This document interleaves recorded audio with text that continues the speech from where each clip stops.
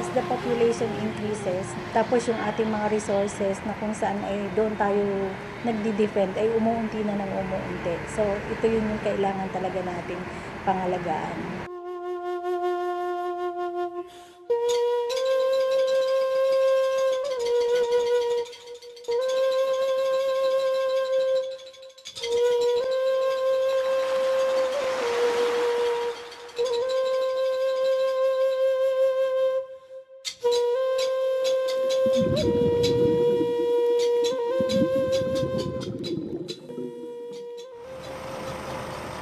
Ang Barangay Bagong Silang ay isa sa 19 coastal barangay ng Municipality of Calatagan.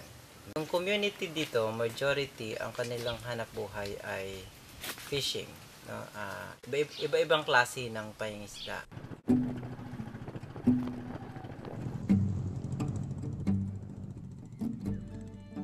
Kung ngayon maalagaan, dahil doon ang mismong iklogan ng mga isda, dadami at dadami ang kuha ng isda natin.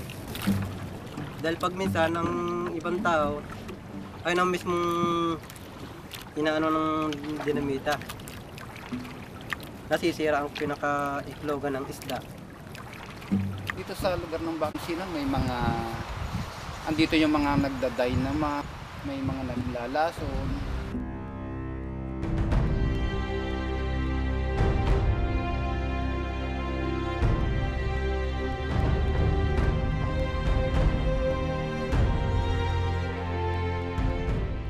Number one cause of decline of reefs is human impact.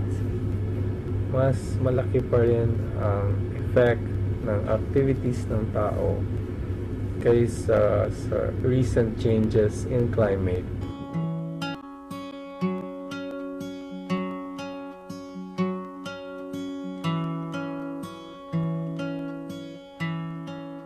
Ang ating local government unit o Calatagan government ay may iba't ibang programa. Artificial Coral Reef Project ay project ito ng Conserve and Protect Ocean Foundation with the local government and community ng Barangay Bagong Silang.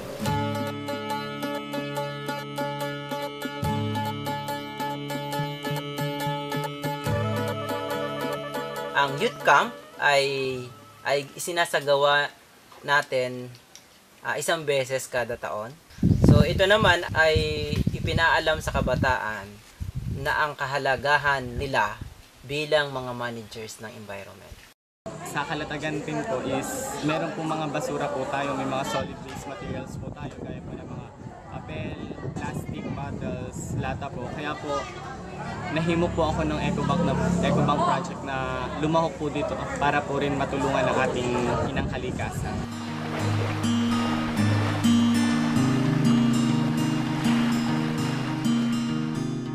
Ang coastal cleanup ay ginagawa ng Calatagan every quarter. So may mga site at may mga volunteers from community at private sector mula sa iba't ibang bayan or sa Kamaynilaan. Napakahalaga ng partnership. Ang tawag dito ng government is P3, no, yung private and public partnership. So, napakahalaga ng tatlong dimension na to. Kasi kung hindi magtutulong ang private to the public, tapos walang guidance ng government, talagang walang patutunguhang maganda yung isang programa. Ang maganda kasi dito, lahat na i-involve. Lahat may concern kung paano gagawin ang isang programa ng tama. Hindi kaya ng gobyerno lamang ang kumikilos. Kahit gaano kagaling at gaano kapera yung gobyerno, hindi ito magiging effective kung ang community ay hindi gagalaw at hindi tatanggapin yung mga programa at proyekto ng lokal na pamahalaan.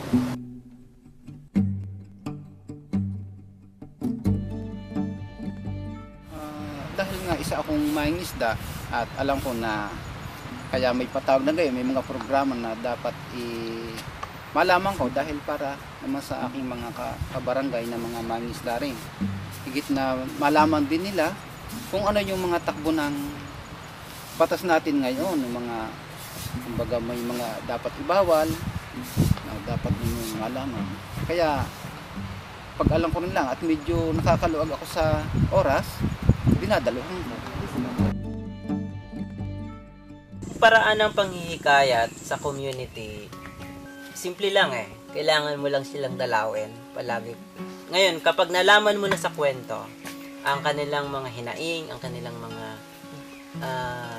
kanilang gustong mga solusyong gawin, ilatag mo ngayon sa barangay council na, baka kailangan po nating magkaroon ng community meeting. Sa community meeting, nandun sila active sila. At kapag may community meeting na, sundan mo na kagad ito ng strategic plan. So lahat ng sinasabi nila, idodokumento mo ng formal. At dapat sila mismo ang gagawa. Ilatag mo ulit ito sa General Assembly ng community.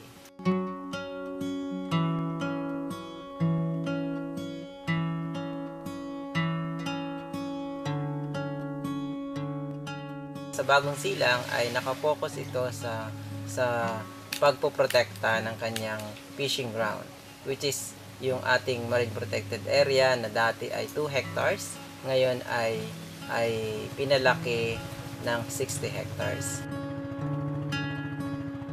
The communities have to work together, learn from each other, learn from the few scientists that we have around here, learn from experiences of people in other disciplines, those relating to governance, those relating to financing, and so on.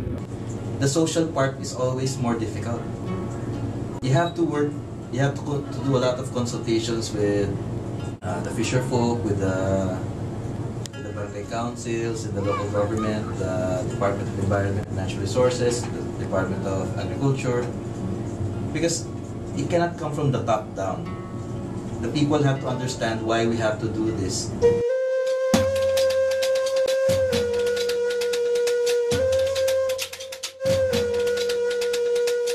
Ingatan natin itong kalikasan dahil ako'y may anak. Dahil pagdating ng araw, ang aking anak ay mangingisda rin. Pag naubos na, wala na. Wala na mahuli. Magaling po.